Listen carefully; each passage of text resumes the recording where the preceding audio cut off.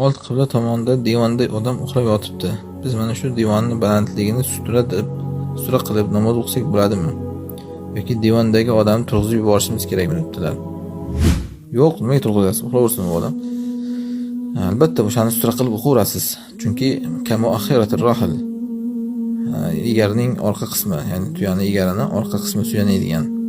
Ana shu miqdoridagi narsa sutraga yaraydi. Bu ya'ni taxminan 1 ziro bo'ladi. 1 ziro degani 50-60 sm.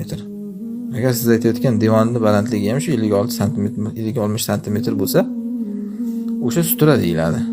Va hatto o'sha sutra divon bo'lmagan taqdirda ham bitta odam o'zi yotgan bo'lsa ham, o'sha odamni o'zi ham yonboshlab yotgan odam o'sha ham sutra bo'laveradi aslida. Mana Rasululloh sollallohu alayhi vasallam uylarida namoz o'qidilar. Oysha onamiz aytganlar, men janozaga o'xshab ko'ndalang bo'lib yotardim Rasululloh sollallohu alayhi vasallam oldlarida.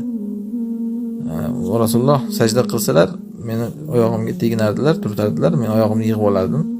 Keyin yana tursalar oyog'imni uzatardim degan. Ya'ni uylari shu darajada kichikligidan shu bitta odam zo'rg'a namoz o'qiydigan joy bo'lganda, bitta odam yotgan, bitta odam shu zo'rg'a namoz o'qiydigan joy bo'lgan.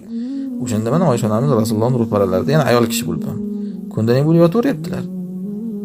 Endi boshqa ham shunday farqi yo'q, yotaveradi odam. Uning orqasini sutra qilib ham o'qilaveradi. Allohu a'lam.